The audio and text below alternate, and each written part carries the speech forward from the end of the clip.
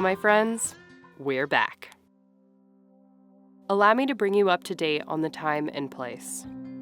It's June 2020, and we've been sheltering in place due to COVID-19 for the last 2 months with our friends Karissa and Linhbergh. There's the camp chef in all his glory. Karissa and Linhbergh's willingness to take us in and continuous generosity got us through what could have easily been the most challenging chapter of our lives.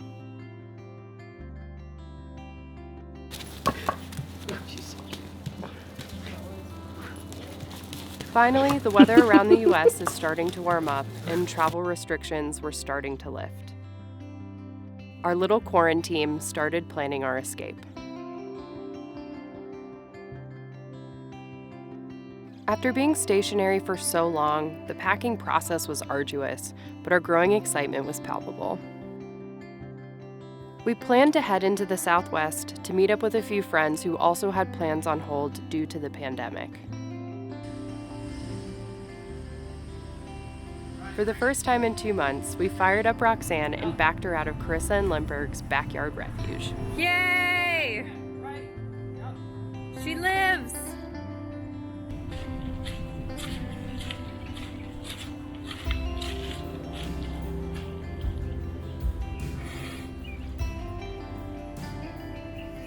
She's thriving.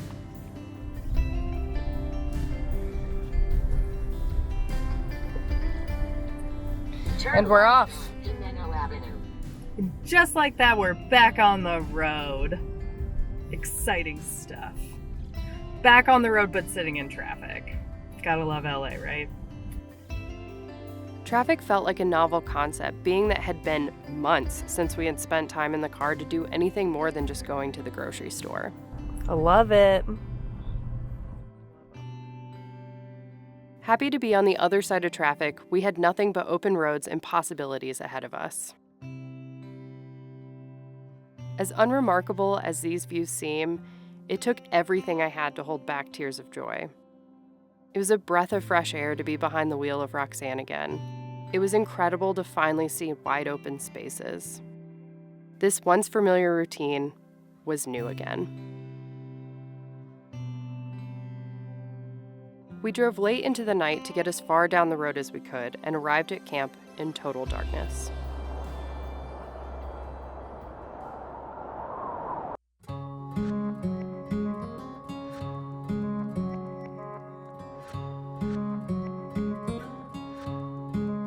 As luck would have it, our first night back on the road might have been our windiest to date. I had to wear earplugs, it was so loud.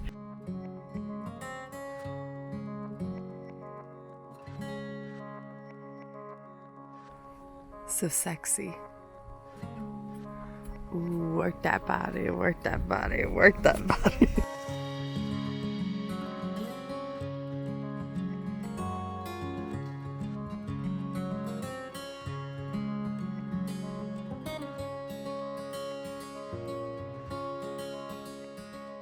After spending the morning enjoying the view with coffee and stretching our legs, it was time to get back on the road and push further to our destination.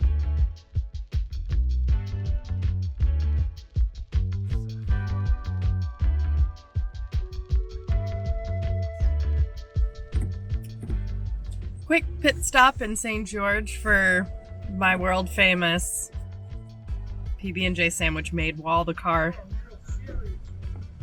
was being gassed up at a Costco.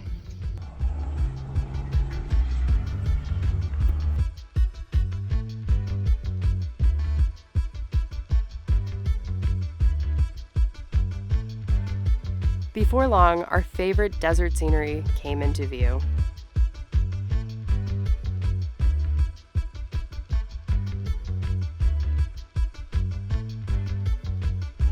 Then, up on the horizon, we spotted a familiar Volkswagen van again and pulled over.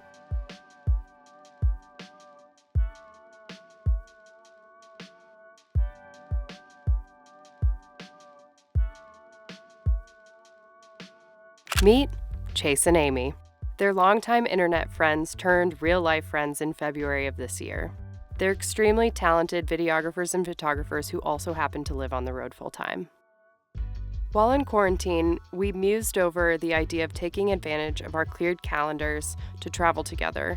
while we waited for the borders to open and grant us access to Alaska. In this exact moment, we finally made that dream a reality. Even though we know and love Chase and AImee, they were the first people that we were coming in physical contact with other than Karissa and Linhbergh in months. It was weird and wonderful all at the same time. Back on the road in our respective rigs, we rolled towards camp as a newly minted convoy of 3. It wasn't long before we came to our first rough section of road, which consisted of deep sand and slick rock. Chase and AImee's van, Bowinkle, is a 2-wheel drive Vanagon, so it was a great opportunity to see what Bowinkle could do. There you go, perfect. Nice! So extreme! We knew that no matter what happened, when it came time to leave, we'd have the ability to get them out with our recovery gear.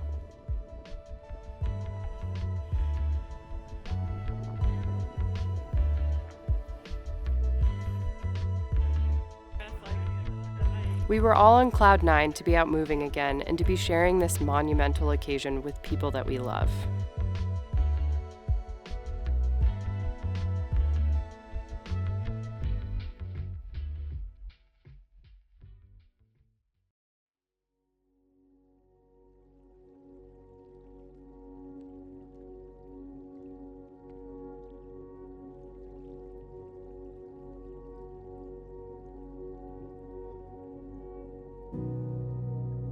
We woke up to incredible views and schemed how to best go about exploring what laid before us.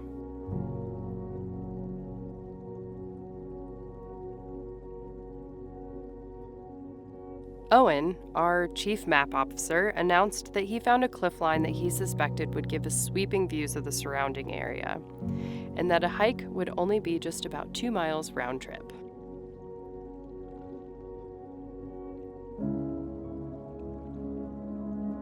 We packed lunches and all headed out for our destination. Yay! The day ended up being a lot hotter than we anticipated, resulting in some of the team members needing to be carried. 1 mile turned to 2, which inevitably turned to nearly 3 when we finally reached our destination.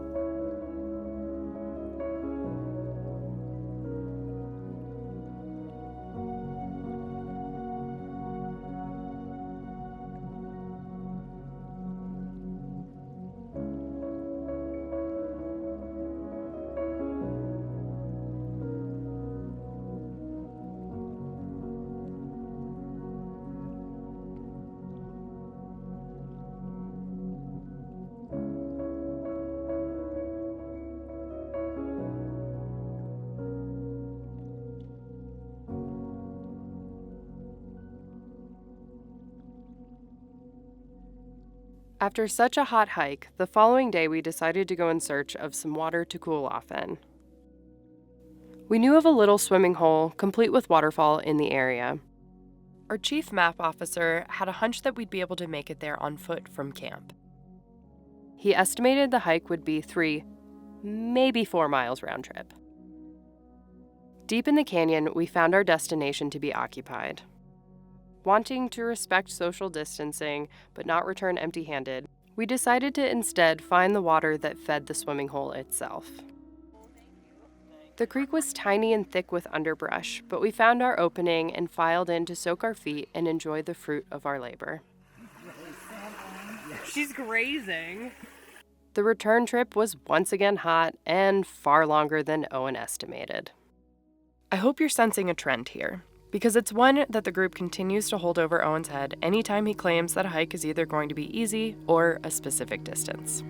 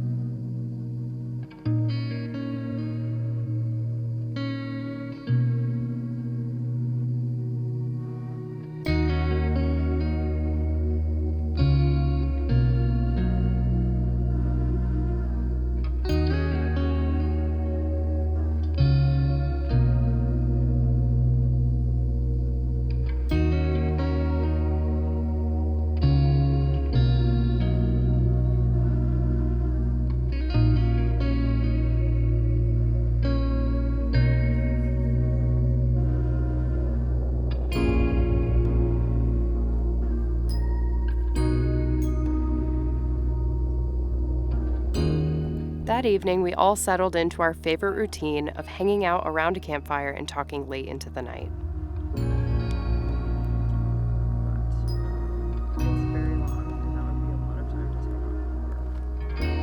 We woke up with the sun for one last hike. I'm gonna whip out my extremely professional camera here.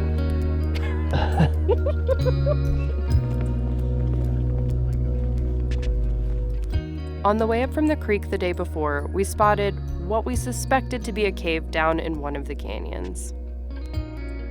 Not ones to leave any stones unturned, we decided that we couldn't leave the area without knowing exactly what we saw off in the distance.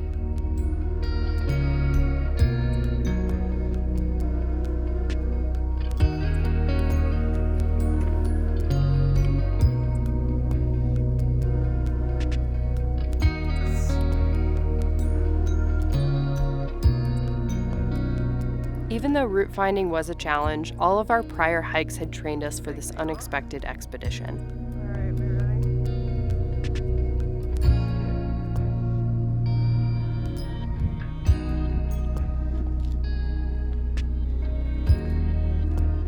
Alas, we made it to our destination, and something very special was waiting for us.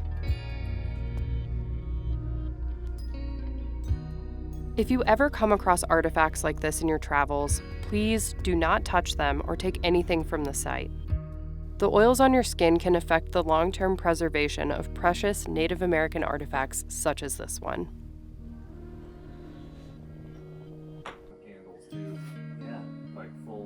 After a quick team photo to commemorate our visit, we started the equally steep journey back up to camp.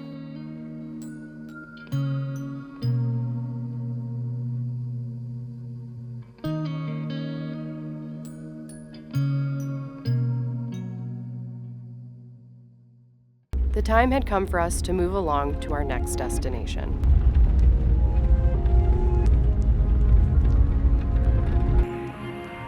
Sadly, we don't have any footage of AImee and Bullwinkle giving this obstacle a solid first go, but ultimately they didn't have enough power to make it up and over. I turned Roxanne around and we prepared to winch them up. What? Right? Yep. Okay. Yeah, boys. How you feel about it? I got butterflies in my stomach a little bit. Quick side note, if you ever want to push yourself out of your comfort zone off-road, we really recommend that you do it when you're with others who have more experience off-road and have the necessary recovery gear. That way you can expand your horizons, but also know that you're going to make it out safe and sound. Is this where the charisma falls apart on the van again? No, this is part of the charisma of the Vanagon for sure.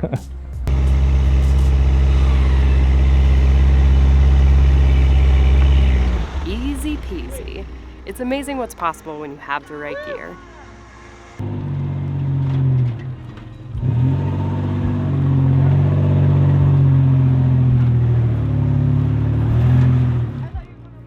Before we hit pavement again, we came across one more soft, steep section of road that gave poor little Bullwinkle a run for his money. Now working like a well-oiled machine, the team quickly sprang into action with the tow rope. We never like to leave friends behind when the road gets tough. Being able to help Chase and AImee access a place that they otherwise couldn't will always be something that brings us joy.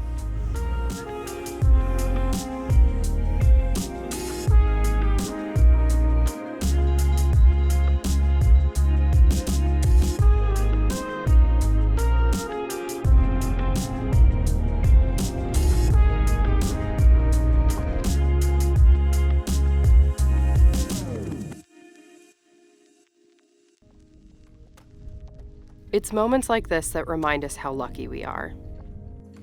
Being back on the road, we're putting our energy and our focus exclusively on what we can do, instead of what we can't, while living through these unprecedented times.